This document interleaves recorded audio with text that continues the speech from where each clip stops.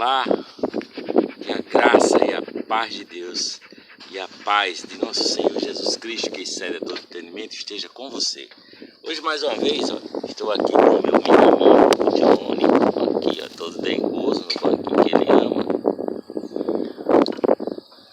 para meditarmos na palavra de Jesus. Tem um assunto que é muito pouco pregado, muito pouco visto, né, da parte dos pregadores do Evangelho, que é o jejum, né? O que é o jejum? O jejum não é uma dieta. O jejum é um momento de entrega, né? É um momento de, como diz a palavra, de humilhação, mas não no sentido de que eu preciso me humilhar, eu preciso sofrer, eu preciso, né, para conseguir alguma coisa, não. Mas no sentido de eu negar o eu mesmo, né? Negue-se a si mesmo, tome sobre si sua cruz, venha traz vida. E é nesse sentido que a palavra apregoa o jejum, né? Jesus aqui no capítulo 6 de Mateus, no Evangelho de Mateus capítulo 6, ele diz assim, quando ele continua o Sermão da Montanha, ele vai falando coisas sobre não fazer da esmola, não fazer, não é obra de caridade para ser visto pelos homens. Então ele vai dizendo essas coisas e ele diz aqui, ele ensina a oração modelo. Ele diz: venha o teu reino, seja feita a tua vontade. E ele vem falar do perdão, não é? Ele diz: se perdoardes aos homens as suas ofensas, também vosso Pai Celestial vos perdoará a vós. Porém não perdoardes as suas ofensas, também vosso Pai não vos perdoará as vossas. E ele diz aqui, as vossas ofensas. No versículo 16, Mateus 6,16, ele diz: e quando jejuardes, primeiro Jesus fala do jejum. O jejum não foi, como é que se diz, anulado, não foi esquecido. Não.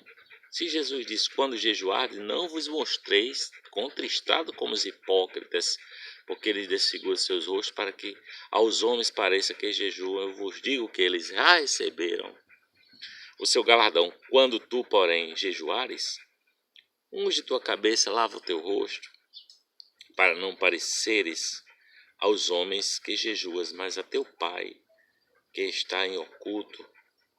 E teu Pai que vê em oculto os recompensará. Então Jesus fala do jejum, não é? Jesus fala dessa possibilidade do jejum como uma coisa boa, uma coisa agradável, uma coisa que o cristão deve fazer sim, não é? Porque não para que os homens sejam vistos, mas deixando as recompensas nas mãos de Deus, que vê que está em secreto, que é oculto, e ele, segundo Deus, segundo Jesus, vos abençoará, porque ele é generoso, porque ele é gracioso, porque ele é abençoador e dele recebemos as dádivas. E porque a nossa vida não é só comer e beber, né? Nossa vida aqui é bem pequenininha em relação à vida que nós temos, a vida eterna. É bem miudinha. Então, eu me lembro, por exemplo, de Jesus naquele encontro em Samarias. Esse texto está em João, capítulo 4. Vamos ver. João, no Evangelho de João, capítulo 4.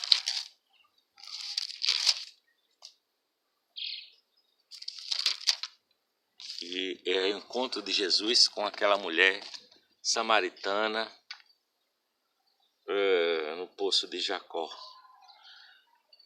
E quando o Senhor entendeu que os fariseus tinham ouvido que Jesus fazia e batizava mais discípulos que João, ainda que João mesmo não batizava mais os seus discípulos, deixou a Judéia e foi outra vez para a Galiléia. E era necessário passar por Samaria, pois foi uma cidade de Samaria chamada Sicar, junto da herdade que Jacó tinha dado a seu filho José.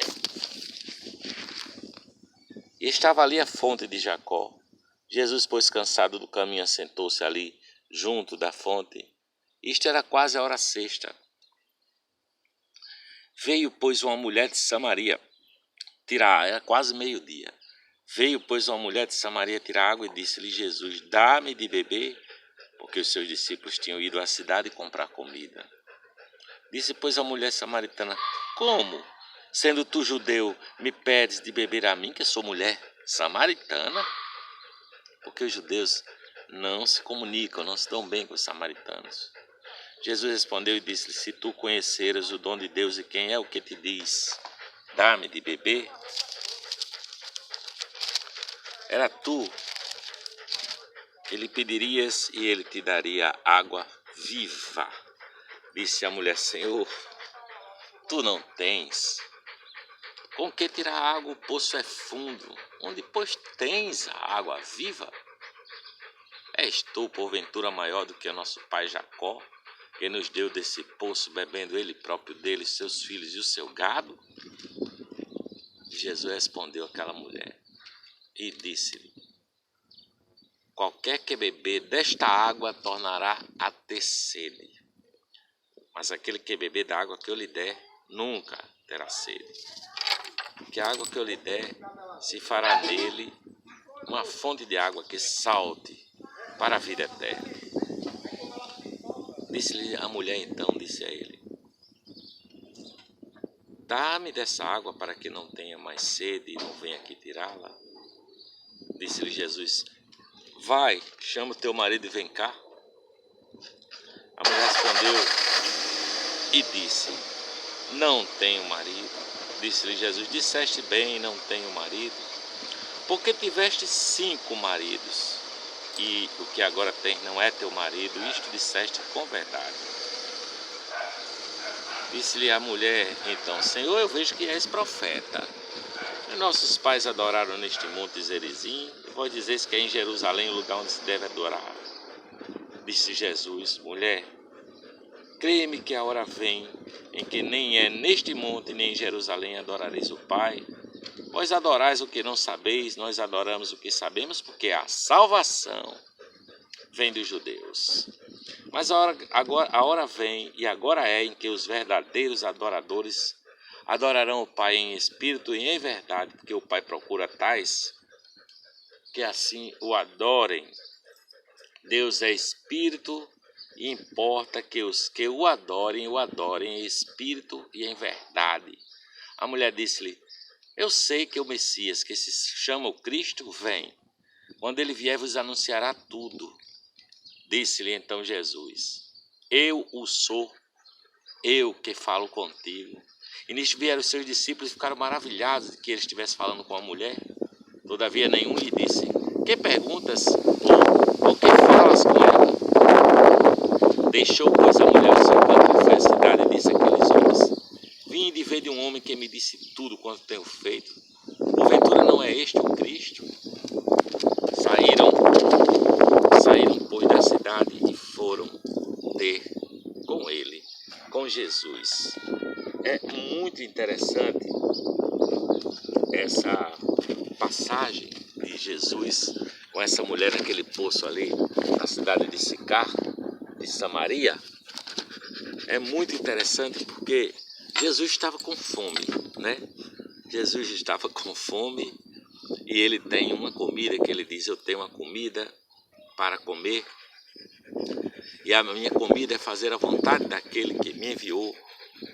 Jesus nega-se a si mesmo, porque o que satisfaz o homem que jejua é isso, é o negar-se a si mesmo, é o fazer a vontade do Pai. Jesus, de alguma forma, ele não precisava passar ali por Samaria.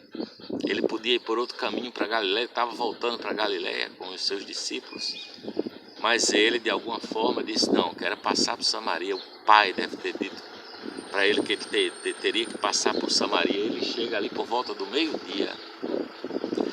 E o meio-dia, que é a hora mais quente assim do dia, a hora que o sol está abrindo, era um momento que não era comum uma mulher vir tirar água do poço. Normalmente as mulheres vinham de madrugadinha, cedinho, nenhum outro horário do dia, né? O meio-dia era o dia do maior calor, elas não saíam normalmente nesse horário. O fim de tarde ou o começo da noite era perigoso, porque tinha salteadores, bandidos, e então as mulheres saíam de manhã cedinho. Mas aquela mulher, de alguma forma, saiu ao meio-dia, aquela mulher de Samaria, né? Jesus quis passar por Samaria, os discípulos saíram para comprar alimento, e Jesus ficou ali cansado, sentado ali naquele poço, e a mulher vem para tirar água. E Jesus começa a quebrar tabus. Se não, vejamos, o primeiro tabu que ele quebra é que ele fala com uma mulher. Um homem, principalmente um judeu, não se comunicava com as mulheres assim, não é? As mulheres se comunicavam com seus maridos em casa, mas não lhes era permitido estar conversando assim com o homem. Mas Jesus vem quebrar tabus, quebrar preconceitos. E Jesus fala com aquela mulher: mulher, dá-me de beber. Segundo, Jesus fala com uma mulher samaritana, outro tabu. Se um judeu falasse, tivesse algum contato com a samaritana ou com a samaritana, ele ficaria considerado imundo por 40 dias. Era uma quarentena de sem poder adorar, sem poder ir ao templo. Então, veja só, Jesus não podia beber na cuia de um samaritano, de uma samaritana, né? Não podia tomar água. No entanto, Jesus diz a ele, quebra esse preconceito, dizendo: dá-me de beber. Dá-me de beber na tua cuia. Eu não tenho cuia, mas me dá a tua cuia. Jesus quebra o preconceito com relação às mulheres. Jesus quebra o preconceito com relação a samaritana, né? O fato da mulher ser samaritana. Jesus quebra o preconceito quando ele pede para beber na cuia daquela mulher, quando ele diz tenho sede. Jesus vai quebrando preconceitos na vida. Jesus é esse que quebra preconceitos. Jesus fala com aquela mulher, não é? Conversa com aquela criatura e ele diz verdades divinas para aquela mulher que um mestre não poderia falar. Então Jesus sai chutando todos os preconceitos, não é? E ele diz para aquela mulher que ele tinha uma água que se ela bebesse da água que ele desse, ela jamais voltaria a ter sede. Ele estava falando do Espírito Santo. Era a profecia do profeta Joel que estava se cumprindo uma parte ali. Ele diz para aquela mulher: a salvação vem dos judeus, mas vem a hora, já chegou a hora. Essa é a hora, já chegou, em que os verdadeiros adoradores o adorarão em espírito e em verdade. A adoração era o momento em que o judeu ia no templo e sacrificava algum animal para obter perdão dos seus pecados. Então essa adoração do judeu era isso. Ou dos samaritanos no Monte Gerizim também tinha um templo em que eles sacrificavam animais para pagar o preço pelos seus pecados, né? Mas Jesus diz assim: olha, a salvação vem dos judeus, mas eu sou. Vem a hora e já chegou em que os verdadeiros adoradores o adorarão em verdade e em espírito. E ele diz: eu estou oferecendo água viva para você. Eu estou oferecendo a vida eterna. Eu estou oferecendo o meu Espírito Santo para que você tenha vida e vida abundante. Deus, Jesus, vem quebrando, vem chutando preconceitos para que os verdadeiros adoradores o adorem em espírito e em verdade.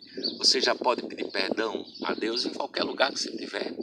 Não tem mais um lugar específico, porque a mulher tinha perguntado se era naquele monte em Gerizim ou se era em Jerusalém, no monte de Jerusalém, né?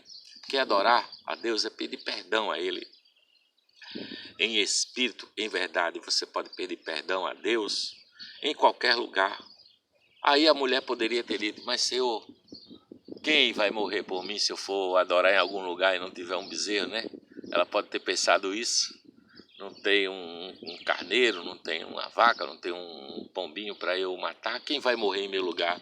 E Jesus diz, eu morro em seu lugar. E a mulher diz, eu sei que quando vier o Messias, ele nos anunciará todas as coisas e tudo fará sentido, não é? E Jesus, mais uma vez, diz uma coisa surpreendente àquela mulher. Ele diz, sou eu que falo contigo. Sou eu que falo contigo. Eu sou. Porque Jesus diz que tem um alimento, uma comida para comer, que é fazer a vontade do Pai.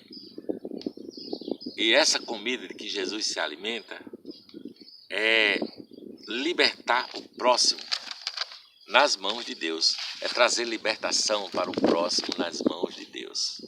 É isso que Jesus faz. É essa toda a conversa que ele tem com essa mulher de Samaria. E aí ele diz, olha, tu tiveste 5 maridos, vai chamar o teu marido, vem cá. E a mulher disse, mas senhor, eu não tenho marido. Tá bom, você disse muito bem, você disse a verdade. Porque você teve 5 maridos e o que você tem agora não é seu. Ora, a mulher tinha tido 5 maridos e por 4 ela foi rejeitada, não é? Ela foi divorciada, foi pedida a carta de divórcio. Foi pedida a carta de divórcio para ela. 4 desses maridos pediram a carta de divórcio. E o 5º a repudiou. Portanto, ela não poderia casar de novo, né? Se fosse dada a carta de divórcio, poderia. Mas a repudiada não poderia. E Jesus disse para ela, olha, tivesse 5, o que agora tem não é teu. E a mulher ficou maravilhada com essas palavras, dizendo, olha, encontrei um homem que disse tudo a meu respeito, toda a verdade. E aí os discípulos vão chegando, a mulher sai, deixa seu canto, a linda samaritana, já vi Caio Fábio dizer, Caio Fábio de Araújo Filho, que as samaritanas são lindas até hoje, são mulheres maravilhosas, belíssimas. E essa devia ser extraordinária, né? Tinha sido casada 5 vezes, né?